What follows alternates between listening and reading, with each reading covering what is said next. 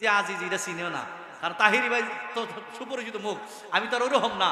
আসলে সূর্যের কাছে যখন তারকা তাকে কোনো দাম নাই, আমার দেখে বসেন বসেন বসে যান, এটা বেয়াদবি না? এরপর বউ আমার কোন নতুন বউ বলে, আমি তো ফাগরি মুসি বউ বলে গিয়া।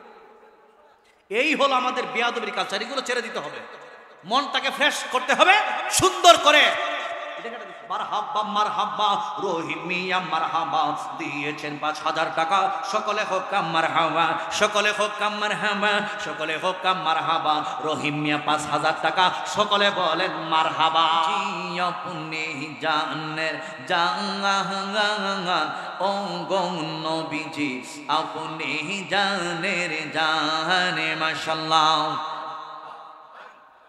আপনাকে একবার দেখিলে, আপনাকে একবার দেখিলে জোহরাইতাম পরাণ ও গো নবীজি, আপনি জানের জান মাশাআল্লাহ। আল্লাহ আল্লাহ, জবান খুলে দয়া করে এই গোলামদের দিদার কর দান নবী গো, দয়া করে আজিজিরে দিদার কর দান। ধন্য হবে পূর্ণ হবে, ধন্য হবে পূর্ণ হবে আমরার এই জীবন ও গো নবীজি, আপনি জানের জান মারহাবা। আল্লাহ আল্লাহ আল্লাহ আল্লাহ আল্লাহ আল্লাহ। আল্লাহর রাইতি হইলে ডরাই, রাইতি বহাইলে ডর বৈশ কোহলি গো বইলা যাই মারহাবা। দিনে রাইতে তোমায় বান্দার কলবে যেন পাই, আল্লাহ রাইতি হইলে ডরাই, রাইতি বহাইলে ডর বৈশ কোহলি বইলা যাই মাশাআল্লাহ। আল্লাহ আল্লাহ আল্লাহ, জবান খুলেন। আমি সৃষ্টি তুমি স্রষ্টা, আমার কে বাসা যখন তখন ওই যাইতে জীবের জীবনে বাদো মাশাআল্লাহ। সপ্পমতার প্রতিপদ হর হামেশা গাই হাই রে, সপ্পমতার প্রতিপদ হর হামেশা গাই। আল্লাহ রাইতে হইলে ডরাই, রাইতি বহাইলে ডর বৈশ কোহলি গো বইলা যাই মাশাআল্লাহ। আল্লাহ আল্লাহ, দিনে রাইতে তোমায় বান্দার কলবে যেন পাই, আল্লাহ রাইতি হইলে ডরাই, রাইতি বহাইলে ডর বৈশ কোহলি বইলা যাই মাশাআল্লাহ। আল্লাহ আল্লাহ আল্লাহ, লা ইলাহা ইল্লাল্লাহু মুহাম্মাদুর রাসূলুল্লাহ সাল্লাল্লাহু আলাইহি ওয়াসাল্লাম। উপস্থিত করিমপুর পশ্চিম পাড়া কিরা বাজার কাদিজাতুল কুবরা জামে মসজিদের উদ্যোগে আজ 10ম বার্ষিক ওয়াজ ও দোয়ার মাহফিলে সম্মানিত সুযোগ্য প্রধান অতিথি আলহাজ কাজী শাহ মুফাজ্জল হুসাইন কাইকুবাদ সাহেব, সাবেক ধর্মমন্ত্রী, 5 বারের জাতীয় সংসদ সদস্য, কুমিল্লা 3 মুরাদনগর। উপস্থিত আজকের এই মাহফিলের সম্মানিত সুযোগ্য সভাপতি জনাব হাজী মোহাম্মদ নাতমিয়া সাহেব, করিমপুর মুরাদনগর কুমিল্লা। সহসভাপতি জনাব মোহাম্মদ মনমিয়া সাহেব, করিমপুর মুরাদনগর কুমিল্লা।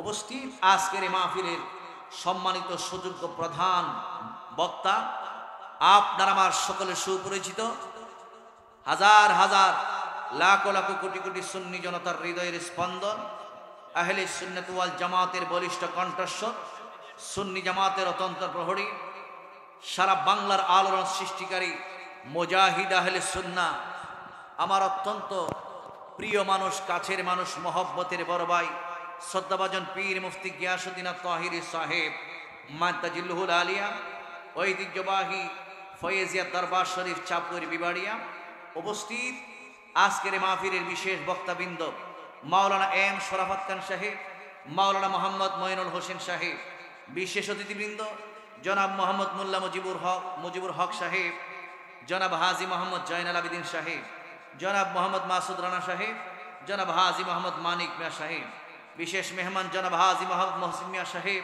জনাব হাজী মোহাম্মদ জাবেদ মিয়া সাহেব সহ সৌজন্যে হাজী মোহাম্মদ নাতু মিয়া করিমপুর, মুবাল্লিগিন উলামায়ে কেরাম, উলামায়ে আহলে সুন্নাহ, আল্লাহ প্রেমিক, রসুল প্রেমিক, ওলি প্রেমিক, সরল মনা সুন্নি মুসলমান ভাইয়েরা, বন্ধুরা, বাবারা, পর্দার আড়ালে অবস্থানরত পর্দানসীন আবেদা সালেহা মা ও বোনেরা, সকলকে আমি গুনাহগার আবারও সালাম দিচ্ছি। আসসালামু আলাইকুম ওয়া রাহমাতুল্লাহি ওয়া বারাকাতুহু ওয়া মাগফিরাহ। আপনারা একটু সামনে আসেন, এতে অনেক গ্যাপ আছে, পিছনে অনেক মানুষ দাঁড়ায় রয়েছে, এদের কষ্ট হয়। মাহফিলটা সুশৃঙ্খলভাবে আপনারা সবাই নিজ নিজ দায়িত্বে একটু সামনে আসেন, একটু সামনে আসেন, সবাই একটু সামনে আসেন। এই যে অনেক জায়গায় কালিত, আপনি একটু সামনের দিকে চলে আসুন, একটু সামনে, মহব্বতে একটু সামনে আসেন, মহব্বতে সবাই, কারণ অনেক মানুষ হবে। আপনারা সবাই সুশৃঙ্খলভাবে বসে যাবেন। লাখ কোটি শুকরিয়া আদায় করছি রব্বুল আলামিনের দরবারে, যে আল্লাহ পাক রব্বুল আলামিন আপনাকে আমাকে মায়া করে, মহব্বত করে আজকের এই ঐতিহ্যবাহী ওয়াজ ও দোয়ার মাহফিলে আপনাকে আমাকে আসার, বসার, আলোচনা শোনার, বোঝার সময় সুযোগ দান করেছেন। আমরা কি বেজার হইছি না খুশি হইছি? তাহলে শুকরিয়া আদায় করার দরকার আছে কিনা নাই? তাহলে মহব্বতে জবান খুলে বলি আলহামদুলিল্লাহ। আরো শুকরিয়া আদায় করছি রব্বুল আলামিনের দরবারে, যে আল্লাহ পাক রব্বুল আলামিন আপনাকে আমাকে সাইয়্যিদুল মুরসালিন, ইমামুল মুরসালিন, খাতামুন নবিয়্যিন, যিনাকে সৃষ্টি না করলে আমি আপনি আমরা কেউ দুনিয়াতে আসতাম না। আল্লাহ পাক মায়া করে, মহব্বত করে ওই নবীর উম্মত বানিয়ে উম্মতদের মধ্যে সর্বশ্রেষ্ঠ উম্মত ঘোষণা দিয়ে দুনিয়াতে পাঠিয়েছেন। সেজন্য সবাই মহব্বতের আওয়াজে, উচ্চ কণ্ঠে সকলে বলি আলহামদুলিল্লাহ, জবান খুলে বলি আলহামদুলিল্লাহ। বাবাজিরা, আমরা খুশি না বেজা? সবাই বলতে হবে খুশি না বেজা? কারা কারা বেজার হয়েছেন হাত তুলে? মাশাআল্লাহ, ভালো তো। কারা কারা খুশি দুইটা হাত তুলে দেখা।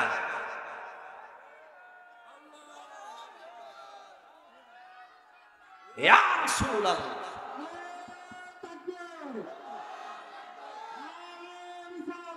ইয়া রাসূল,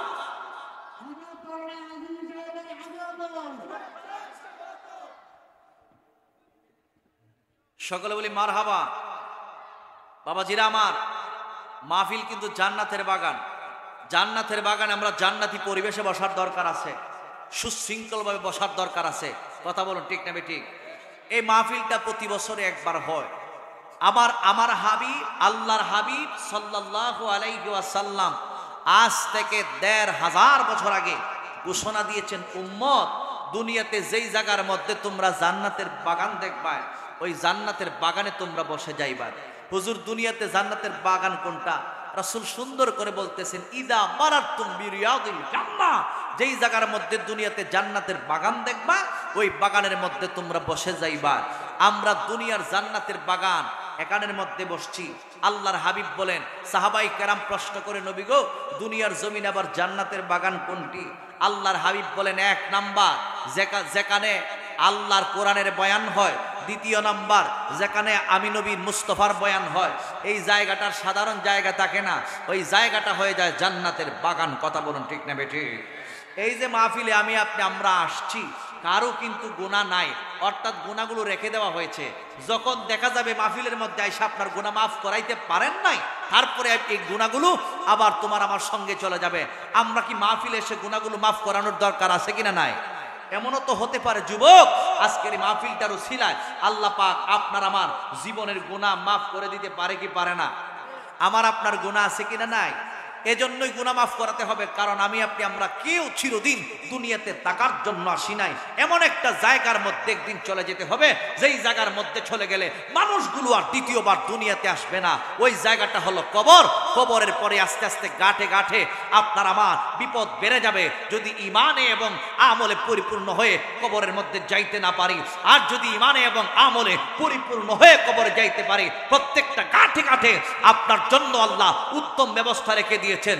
আপনি যদি ইমানটারে মজবুত করে আমল নেক আমল নিয়ে কবরে যাইতে পারেন, কবরের মধ্যে রাখার সঙ্গে সঙ্গে আপনি মনে করতেছেন 3.5 হাত কবর বুঝি 3.5 হাত থাকবে, না না, হাদিসে পাকের মধ্যে দেখেছি ডান দিকে 70 গজ, বাম দিকে 70 গজ, সামনের দিকে 70 গজ, পিছনের দিকে 70 গজ, এতটুক বড় হয়ে যাবে কবরটা। যদি 70 গজ 70 গজ চতুর্দিকে তোমার আমার জন্য কবরটা বড় হয়ে যায়, ওই কবরটা জান্নাতের বাগান বাড়িয়ে দিবেন কে? জোরে বলেন কে? তাহলে কাজ করে কবরে যাওয়ার দরকার আছে কিনা নাই? জবান খুলে বলার দরকার আছে কিনা নাই? গভীর মনোযোগ যুবক ভাইরা, এই জন্য একটা সূরা আমি আপনাদের সামনে তেলাওয়াত করছি। এই সূরার নিরিখে আমি কিছু কথাগুলো আপনাদের সামনে বইলা যাইব। আল্লাহ রাব্বুল আলামিন কুরআনুল কারীমের মাধ্যমে আপনাকে আমাকে জানিয়ে দিয়েছেন, ইদা জাআ নাসরুল্লাহি ওয়াল ফাতহু ওয়া রাআইতান নাসা ইয়াদখুলুনা ফি দীনিল্লাহি আফওয়াজা। আল্লাহ রাব্বুল আলামিন ডাইকা বলি, ইয়া রাসূলুল্লাহ, ইদা যখন জাআ নাসরুল্লাহ, আমি রব্বুল আলামিনের সাহায্য তোমাদের জন্য আসবে, ওয়াল ফাতহু এবং বিজয় আসবে। ফতহু দ্বারা বুঝাইছে আই ফাতহে মক্কা, অর্থাৎ মক্কা যখন বিজয় হয়ে যাবে। ইয়া রাসূলুল্লাহ নবী গো, এখন আপনার সাথে আপনার কাছে মানুষগুলো গোপনে গোপনে আইসা একজন একজন কইরা দুইজন দুইজন কইরা আপনি নবীর কাছে আইসা মুসলমান হইয়া যাইতেছে। কিন্তু যখন মক্কা বিজয় হয়ে যাবে, ইয়া রাসূলুল্লাহ আপনি তাকায়া তাকায়া দেখবেন, ওয়া রাআইতান নাসা ইয়াদখুলুনা ফি দীনিল্লাহি আফওয়াজা। জোরে জোরে কি সুবহানাল্লাহ বলা যাবে না? যখন বিজয় হয়ে যাইব তখন দেখবেন মানুষগুলো দলে দলে আইসা আপনি নবীর কালিমা পয়রা মুসলমান হয়ে যাইতেছে। ইয়া রাসূলুল্লাহ তখন আপনি কি করবেন?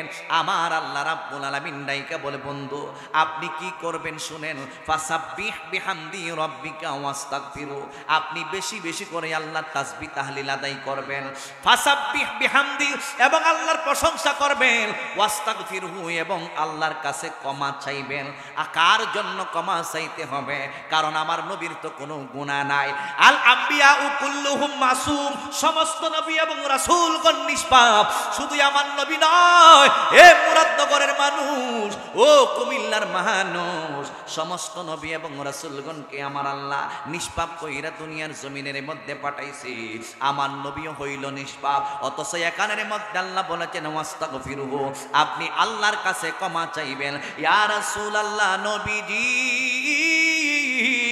এই ক্ষমা মানেই হইল আপনাদের গুনাহ আছে, আমাদের গুনাহ আছে।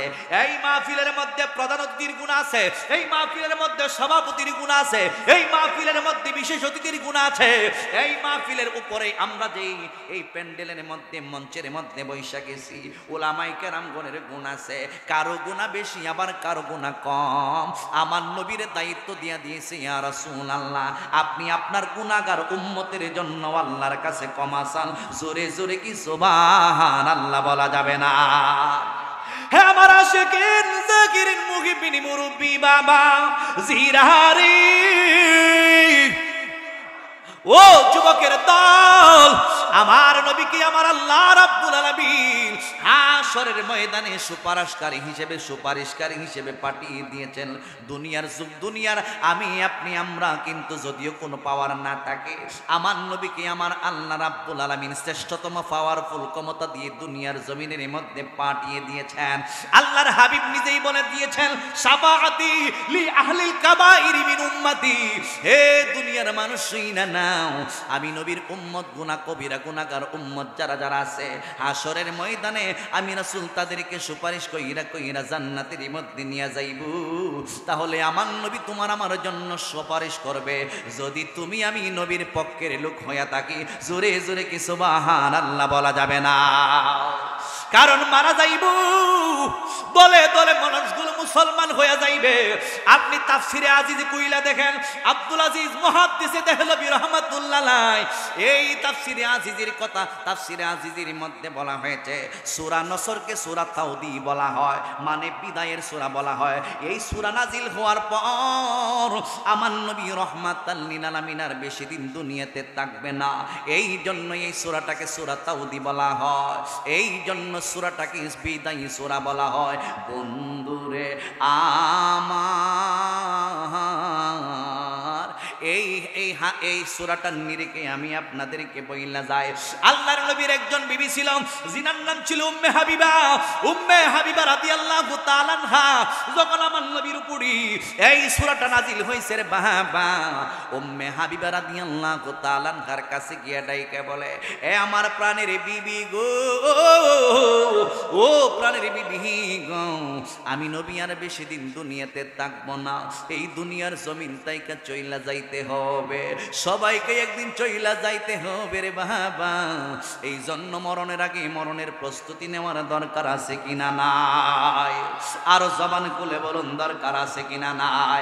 আমার মরণের কতদিন বাকি আমি জানিলাম না গো আল্লাহ, মরণের কতদিন বাকি আমার মরণের। সাউন্ডটা বাড়ে না? ইকো নাই না? আমি জানিলাম না গো আল্লাহ, মরণের কতদিন বাকি আমার মরণের। জানিলাম না গো আল্লাহ, মরণের। হায়াত হইল হাতে বাইরে, মহব্বত হইল পায়ে। হায়াত হইল হাতে বাইরে, মহব্বত হইল পায়ে।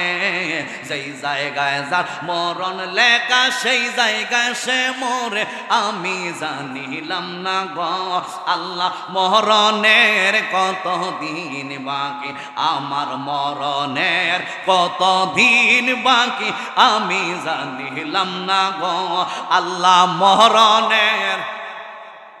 আজরাইল আসিয়া যখন হস্তে দিবা দড়ি, আজরাইল আসিয়া যখন হস্তে দিবা দড়ি, তখন আমার মনাবাই করব দৌড়া দৌড়ি, আমি জানিলাম না গো আল্লাহ, মরণের কতদিন বাকি আমার মরণের কতদিন বাকি আমি জানিলাম না গো আল্লাহ, মরণের। গভীর মনোযোগ বন্ধু, আমার নবী রাহমাতুল লিল আলামিনের দরবারে যখন এই সূরা নাজিল হইয়া গেছি, আল্লাহর হাবিবের প্রাণের প্রিয় বিবি আমার নবীর 9 কানা বিবি ছিল, মতান্তরে 11 কানা বিবি ছিল। ওই বিবির কাছে গিয়া একজন বিবির কাছে গিয়া ডাইকা বললেন, ওনার নাম হইল উম্মে হাবিবা। প্রাণের বিবি উম্মে হাবিবা, আমি নবীর উপর বিদায় সূরা নাজিল হইয়া গেছে, আমি নবী আর বেশি দিন দুনিয়াতে থাকবো না, এই দুনিয়ার জমিন থেকে চলে যাবার সময় হইয়া গেছে, কিছু দিনের মধ্যে আমি নবী দুনিয়া তাইকা চইলা যাইব। এবার আমার নবীর বিবি উম্মে হাবিবা আস্তে করে চোখের পানিগুলো চাইরা কান্দে। এই সংবাদটা খাতুনে জান্নাত মা ফাতেমা রাদিয়াল্লাহু তাআলা আনহার কর্ণের মধ্যে গিয়ে পৌঁছে গেছে। আমার নবী যে বলেছে উম্মে হাবিবা আমি আর বেশি দিন দুনিয়াতে থাকবো না, এই শব্দটা মা ফাতেমা রাদিয়াল্লাহু তাআলা আনহার কাছে চইলা গেছে। রে যুবক, ও যুবকের দল, আল্লাহর হাবিবের কদম মোবারকের কাছে ফাতেমা রাদিয়াল্লাহু তাআলা আনহা আয়েশা ডাইকা বলে, ইয়া রাসূলুল্লাহ, নবীজি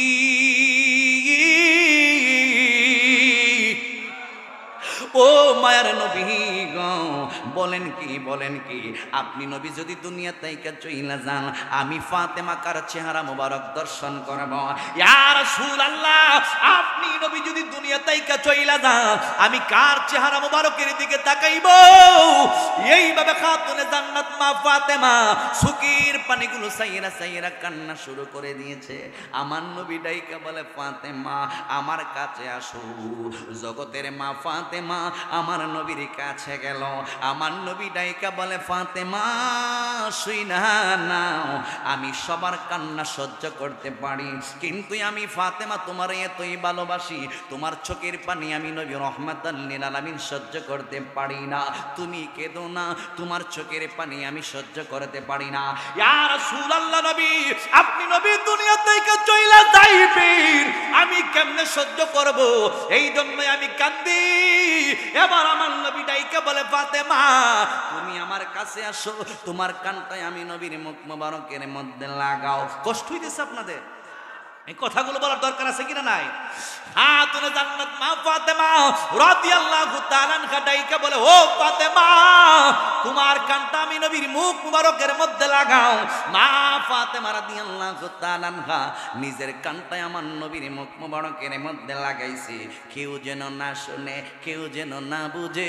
আমার নবী নিজেই বলতেছেন, ফাতেমা আমি নবী যদিও দুনিয়া থেকে চইলা যাই, আমি নবী দুনিয়া থেকে চলে যাবার পরে আমি নবীর অংশের মধ্যে, আমি নবীর বংশের মধ্যে যেই ব্যক্তিটা দুনিয়া থেকে চলে যাবে, ওই ব্যক্তিটা অন্য কেউ না রে ফাতেমা, ওই ব্যক্তি হইলা তুমি খাতুনে জান্নাত মা ফাতেমা। চিল্লায়া বলুন আল্লাহু আকবার। আরে জবান করুন ইয়া রাসূলুল্লাহ। এ ফাতেমা আমার পরে তুমি চইলা যাইবাই, আমার পরে তুমি চইলা যাইবাই। এই কথাটা যখন আমার নবীর জবান মুবারক দিয়ে বইলা পালাইছে, আল্লাহর হাবিব তো জীবনে কোনোদিন মিথ্যা কথা বলেন নাই। 63 বছর জিন্দেগির মধ্যে নবীর মিথ্যা কথা নাই। 63 বছর জিন্দেগির মধ্যে নবীর আদর্শ গ্রহণ করে নিয়েছে। কাফের মুশরিকরা পর্যন্ত আমার নবীকে আল আমিন হিসেবে জানতো, কাফের মুশরিকরা পর্যন্ত আমার নবীকে আল আমিন হিসেবে মানতো। কিন্তু অনেকেই ইসলাম ধর্ম গ্রহণ করছে, মুসলমান হইছে, আবার অনেকেই দেই কাজাই কয় বাপ দাদার ধর্মের মধ্যে সুন কালি লাগাইতে পারবো না, এই জন্য অনেকে মুসলমান হয় নাই। কিন্তু আমার নবীকে সবাই ভালোবাসতো। এ যুবক ভাইরা, ফাতেমা রাদিয়াল্লাহু তাআলা আনহা এই কথা শুই না এবার দেখা যায় মুস্কি একটা হাসি মাইরা দিছে। মরণের সংবাদ শুনলে কেউ হাসে না রে মুরাদনগরের মানুষ। একজন ডাক্তার যদি বলে আপনার এমন একটা রোগ হয়েছে, আপনি বেশি দিন আর টিকবেন না, আপনার ক্যান্সার রোগ হয়ে গেছে, আপনি মাত্র 6 মাস বাঁচবেন, তখন দেখা যায় লোকটা দেখা যায় জিন্দা একটা লাশ হয়ে গেছে। যদিও তার দেহের ভিতরে 6 মাস পর্যন্ত রুহুটা থাকে, এরপর দেখা যায় লোকটা জিন্দা একটা লাশ হয়ে যাইব, কারণ মরণের একটা নির্দিষ্ট সংবাদ পাওয়া লাইছে। এই জন্য মানুষ টেনশনে পইরা যাইব, মানুষ হতাশার মধ্যে পইরা যাইব, মানুষ পেরেশানির মধ্যে পইরা যাইব।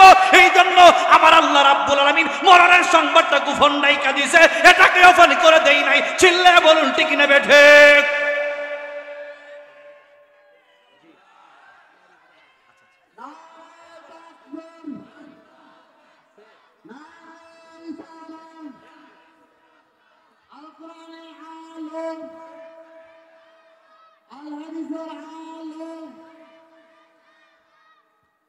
সবাই বলি মারহাবা। তাহিরি হুজুরের আগমন, তাহিরি হুজুরের আগমন এই মাহফিলের পক্ষ থেকে। আমরা এদিকে চান কেন? সময় হইল নাই তো, আমি তো খালি শুরু হয়েছে না ভাই। আমি স্বেচ্ছাসেবক ভাইদেরকে বলছিলাম এখন থেকে প্রায় 1 ঘন্টা আগে যে হুজুর এই রোডে ঢুকছে, তোমরা আল্লাহ চক্করে গিয়ে উপস্থিত থাকো। এখন হুজুরে ফোন দিচ্ছে আল্লাহ চক্কর আছে, কিন্তু রাস্তা ঠিকানা বিদায় আমাদের এখানে আসতে পারতেছে না। তোমরা যদি মুরাদনগর গিয়ে থাকো, যোগাযোগ থাকে তোমাদের সাথে, তাহলে অতি তাড়াতাড়ি আল্লাহ চক্করে মুরাদনগর চলে না। হুজুর মুরাদনগর আল্লাহ চক্করে অবস্থান করতেছে। সকল বলি মারহাবা, জবানগুলো মারহাবা, মহব্বত করে দূর বলুন আল্লাহুম্মা সাল্লি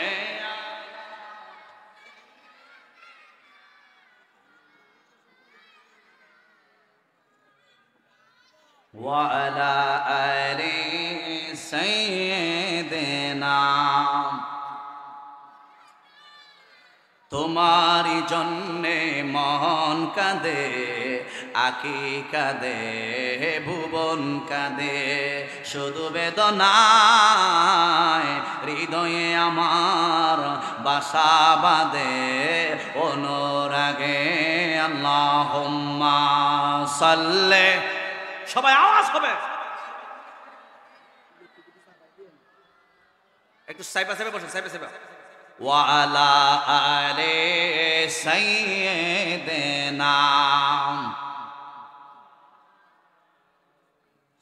গভীর মনোযোগ বন্ধু কিন্তু মা ফাতেমা রাদিয়াল্লাহু তাআলা আনহাকে যেই মাত্র বলছে ফাতেমা আমি নবী দুনিয়ার জমিন থেকে চলে যাওয়ার পরে তোমার সঙ্গে আমি নবীর রওজায়ে পাক মুবারকের মধ্যে আমি নবীর দেখা হইবে তুমি তাড়াতাড়ি দুনিয়া থেকে চইলা যাইবা 6 মাসের একটা কথা বলেছে 6 মাস পরে তুমি দুনিয়ার জমিন থেকে চইলা যাইবা আমার নবী এই সংবাদটা জানাইয়া দেওয়ার পরে খাতুনে জান্নাত মা ফাতেমা তখন একটা মুস্কি হাসি মাইরা দিছে আর আমরারে যদি কইতো 6 মাস বাঁচবা তাহলে আমরা দুনিয়ার জমিনের মধ্যে জীবন্ত লাশ হইয়া যাইতাম কথা বলুন ঠিক না বেঠিক মা ফাতেমা এখন খুশি হইয়া গেছে কারণ নবী সারা ফাতেমা বাঁচতে চায় না নবী সারা ফাতেমা থাকতে চায় না নবী সারা ফাতেমা দুনিয়াতে থাকতে চায় না মা ফাতেমার জীবন আর আমাদের ফাতেমার জীবন আমার নবীর জীবন আর আমাদের জীবনের মধ্যে পার্থক্য আছে কিনা নাই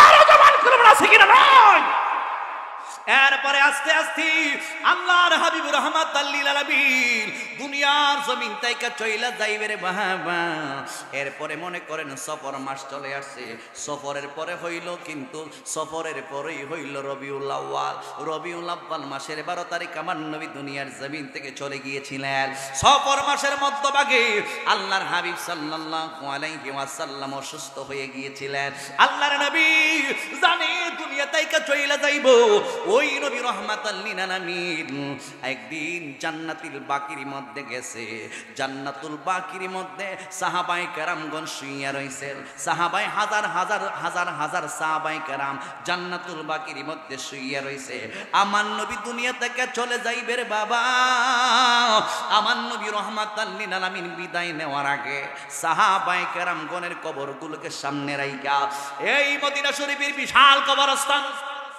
জান্নাতুল বাকি সামনের দিকে রাইখা আল্লাহর হাবিব রাহমাতাল লিল আলামিন নিজে কবর জিয়ারত করছেন সাহাবায়ে কেরামগণের কবর জিয়ারত করছে তাহলে বোঝা গেল কবর জিয়ারত আমার নবীর সুন্নত চিল্লায়া কি সুবহানাল্লাহ বলা যাবে না আপনার বাবা মারা গেছে আপনার মা মারা গেছে আপনার দাদা মারা গেছে আপনার আত্মীয় স্বজন মারা গেছে আপনি তাদেরকে ভুলে গেলে চলবে না আপনাকে কবর জিয়ারত করতে হবে এটা আপনার রেসপন্সিবিলিটি এটা আপনার দায়িত্ব কবরের মধ্যে গিয়ে যদি আপনি আপনার মায়ের জন্য আপনি আপনার বাবার জন্য দুই ফোঁটা চোখের পানিগুলো ছেড়ে রব্বির হামহুমা কামা রব্বায়ানি বলে চোখের পানিগুলো ছাইরা দেন নাকের ডগায় পানি আসতে দেরি হয় আল্লাহ রাব্বুল আলামিন মা বাবার কবরের আযাব বন্ধ করতে দেরি হয় না ঠিক কি না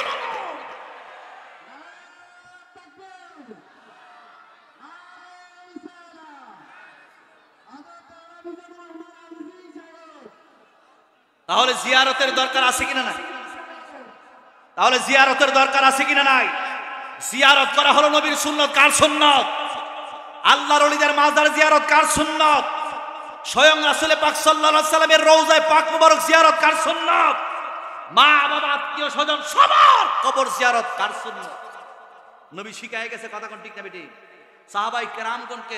সাহাবায়ে কেরামগণের কবর সামনে রেখে জিয়ারত আদায় করার পর আবু মুয়াইহাবা রাদিয়াল্লাহু তাআলা আনহু সঙ্গে ছিলেন অনেক সাহাবায়ে কেরাম আমার নবীর সঙ্গে ছিল এই মুহূর্তের মধ্যে আল্লাহর হাবিব ডাইকা বলেন ও সাহাবায়ে কেরাম তোমরা তো ইজ্জত সম্মান লইয়া দুনিয়া থেকে চলে গেছো কিন্তু এমন একটা জামানা আসবে যেই জামানাটা হলো এমন একটা জামানা হাতের তালুর মধ্যে আগুন রাখতে যেই রকম কষ্টকর হবে এই জামানাতে ঈমান রাখতে চাইতে আরো বেশি কষ্ট হবে এই জামানা হলো সেই জামানা কথা বলুন ঠিক না বেটি কথা বুঝে আসছে গভীর মনোযোগ যুবক ভাইরা এ মুরব্বি বাবাজিরা গো আল্লাহর হাবিব সাল্লাল্লাহু আলাইহি ওয়াসাল্লাম সাহাবায়ে কেরামগণের কবর জিয়ারত কমপ্লিট করলেন এরপরে আমার নবী আবু মুয়াইহাবাকে লক্ষ্য কইরা ডাইকা বলে হে আমার সাহাবী ও আবু মুয়াইহাবারে,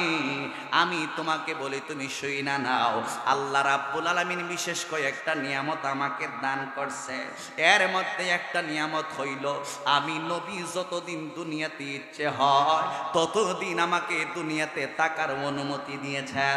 দুই নাম্বার একটা নিয়ামত হইল আমার জন্য আমার আল্লাহ রাব্বুল আলামিন আসমান এবং জমিনের মধ্যে যত ধনভাণ্ডারের চাবি আছে, ধনভাণ্ডারের চাবি আমি নবীর হাত মুবারকের মধ্যে আমার আল্লাহ দিতে চেয়েছে। ইয়া রাসূলুল্লাহ, নবী গো, এরপরে আর কি দিছি? আমার আল্লাহ রাব্বুল আলামিনের প্রিয় পয়গম্বর আমার নবী রহমাতাল লিল আলামিন ডাইকা বলে রে সাহাবী, 3 নাম্বার আমাকে নিয়ামত দান করছে। আমি নবী যদি দুনিয়া তাইকা চইলা যায় আল্লাহর সান্নিধ্যে আমাকে রাইকা দিবেন, আমি জান্নাতি মেহমান হয়ে যাইব। আবু মুয়াইহাবা ডাইকা বলে নবী গো, নবী গো, আমরা চাই আপনি নবীর দিকে তাকায়া থাকতে। ও ইয়া রাসূলুল্লাহ, আপনি লম্বা হায়াতের বাজেটটা গ্রহণ কইরা নেন আর ধনভাণ্ডারের চাবিটাই আপনি গ্রহণ কইরা নেন। আল্লাহর হাবিব